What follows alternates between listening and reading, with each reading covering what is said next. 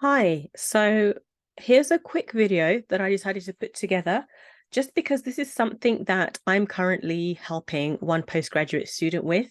Also, I'm about to jump onto a Zoom call with my very good friend, Dr. John Baker, who we did a video together before Christmas on how to present at an international conference.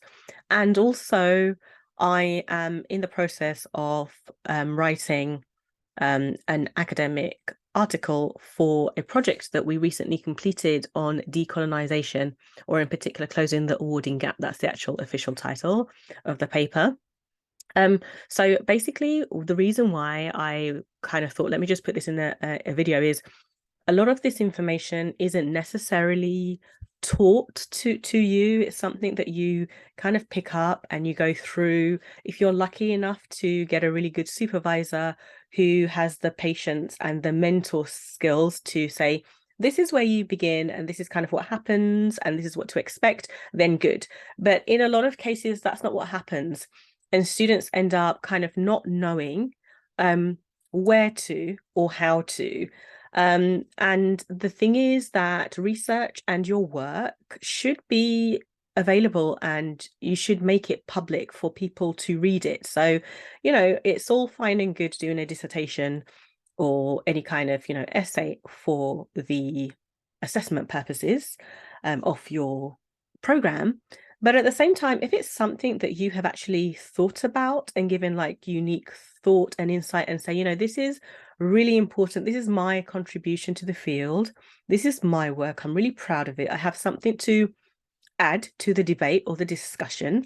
I have something to share with people. Then definitely publishability is something you really, really should consider. And I think, especially at master's level, that's not necessarily pushed enough. Moreover, when you get to PhD, you kind of do get publishing opportunities.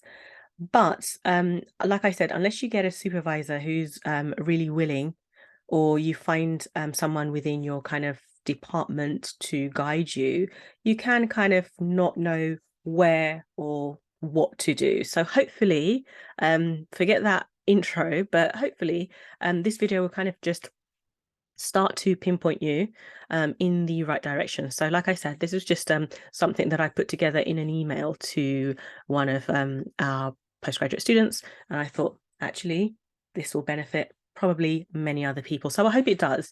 So like I said, you've done your work and you've said all the things that it's important, why it's important, and like it shouldn't just be for it shouldn't be just for the assessment purposes of your academic study.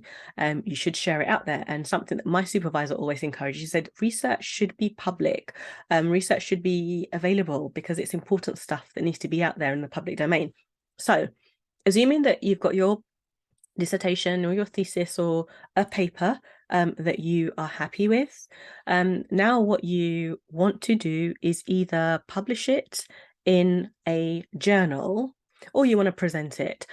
For the latter, I have a lot of information about how to present your work at a conference. There's videos that I've done, and then also most recently I did with Dr. John Baker, so have a look at that. But today I actually want to just focus more on the publishing side, so publishing it as an article in a journal. So firstly, obviously, your thesis is probably long. If it is a PhD thesis, it's going to be too long, of course, to publish as an article. So what you want to do is look at taking something from it. So it could be you could take a chapter from it, and in that case, you could actually take your literature review and have it as a kind of conceptual kind of critique paper, or you may want to look at publishing your methods chapter or your findings, or you may want to do it as an actual research paper where it's condensed, it's a very condensed version. So you do actually have your introduction, your methods, your findings, your conclusion in that format. But you may also want to look at a different angle or a different part of your actual work. So don't think that you have to publish exactly what you finished with as your assessment piece, so something that you were marked on. Quite often, even if you got a good mark, you will have feedback, and the feedback that you're getting at postgraduate level should be kind of in an editorial form. Basically, should be, you are supposed to be publishing at this level, master's or PhD level, you should be publishing work that is potentially publishable. So you really already should be in a really good position. That is why you need the guidance of a good supervisor, or even if it's not your direct supervisor, there should be other academics that you can approach within your department. And you will then look and decide, what do I want to publish in here? Like I said, you're not going to publish your entire thesis, but you may want to take a chapter or a part of it, or you may want to take something, a different angle. So you may have data that's left over that you haven't actually used, because what happens is you do get a lot of data and you don't know what to do with the leftover data. So that may be something that didn't fall within the scope of your actual thesis or dissertation, but now you have a new perception or perspective and you want to put that as its own paper. You may also want to look at past papers that you've written that are not part of actual thesis or dissertation. And like I said, when you look at the feedback that you received for that, think about it and think, where do I need to improve this in order to get it to be at a better publishable standard? So that's one thing. So once you've decided that, then the next thing to do is to actually pick a journal. And I know it sounds obvious, so forgive me for stating the obvious, but pick a journal that is directly relevant and related to what your topic is. It does sound common sense, but of course sometimes people just overlook it, and it's not because you're stupid, or it's not because you're inadequate in any way. It's just sometimes these things happen. Like, sometimes people just, the obvious thing kind of gets skipped over. So just make sure that if your topic is, for example, if your topic is education, then do not try and submit to a science journal. Just the basics of that. It's the same thing if you are presenting at an academic conference. Make sure that the conference is a fit for your paper, which is what I spoke about in my previous videos, and also what Dr. John and I spoke about in the video that we made together. Now, I trust that you probably know the topic of the journal, but then obviously decide the exact journal that you are looking to publish in. And obviously with journals, there are different rankings, and there are journals of different prestige. There are reasons for that. I'm not going to get into the politics of it now. It goes along kind of with the prestige and rankings of universities, but that's for a separate video. But obviously the higher ranking or the higher prestige journal, the harder it is to get published, but it's really good for you to try. So I would say don't be put off if something is, a high quality journal, and that is actually not a reason to think, okay, I'm never going to get a chance. You should actually aim for that, because in the event that you don't get it accepted, you will definitely get feedback that will elevate the way that you write or you research, and you can always submit again. So go for the top. Make sure you're going for quality journals. I think it may need to go without saying that if a journal is asking you for money to publish, or they guarantee they will publish your work, then that is completely not worth you even pursuing, because obviously they are completely unscrupulous. You do not need to pay for anything at all, and nobody can guarantee that your work is going to be published, because that is the whole idea of having to submit. It has to go through a rigorous editorial and review process in order to ascertain that it is of a high quality, in order to be published in a high quality journal. So there's no shortcut around it. So do not think there's somebody can just accept X amount of dollars or pounds or euros to publish your work. And if somebody is guaranteeing to publish your work for sure, then that is a no, and don't entertain that. Otherwise, go for the highest quality journal you can. And then once you've identified the journal, and the journal topic and theme fits what your work is on, and a very easy way to do this, if you are serious about your work and what you've done, is you will look within your own bibliography or reference list, and you'll see what articles did you cite, what journals did they come from, what is the general discourse, and by discourse I mean what's the discussion, what's the hot topic that's going on. Usually in a journal, the latest issue, there's kind of a conversation that's left off. Can you pick up from there? And if you have engaged well with your literature, if you have done like really good quality research, this shouldn't really be a problem for you, because you'd be able to look at your bibliography or reference list and just pick out the journals that you feel are in line with your topic and in line with the discussion that you want to contribute to.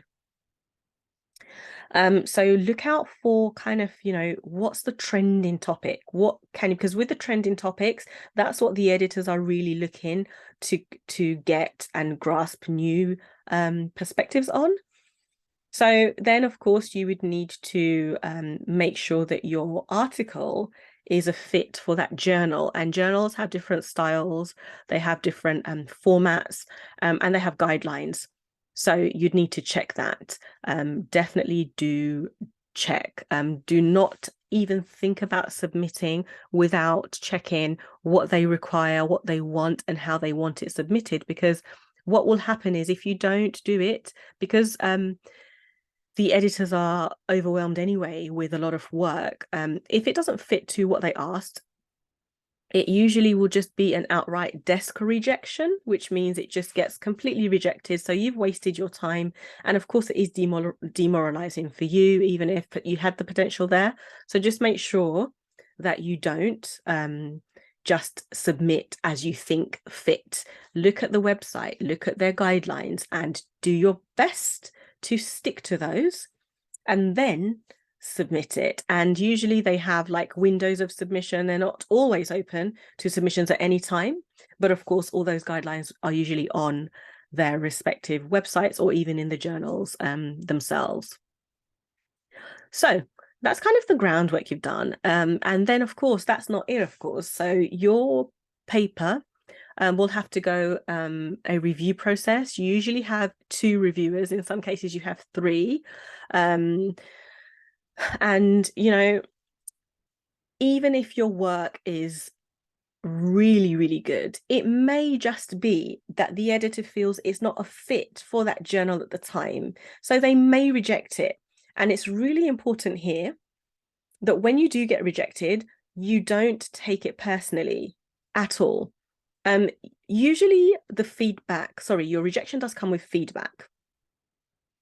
If it doesn't, then do request the feedback. And this feedback is imperative. If you are serious about publishing your work, and if you are serious as establishing yourself as an academic, you need to be open to the feedback and the critique. It is harsh and you may feel it's personal, but it really isn't. There is nobody sitting there at the desk thinking, oh, Nafisa, I have a personal vendetta against her, so therefore I'm going to shit all over her work. That's really not what happens. These people are super busy, super engaged with their thing. They are going to objectively, we hope, and most cases, to be fair, it is, they're going to objectively assess your work and to see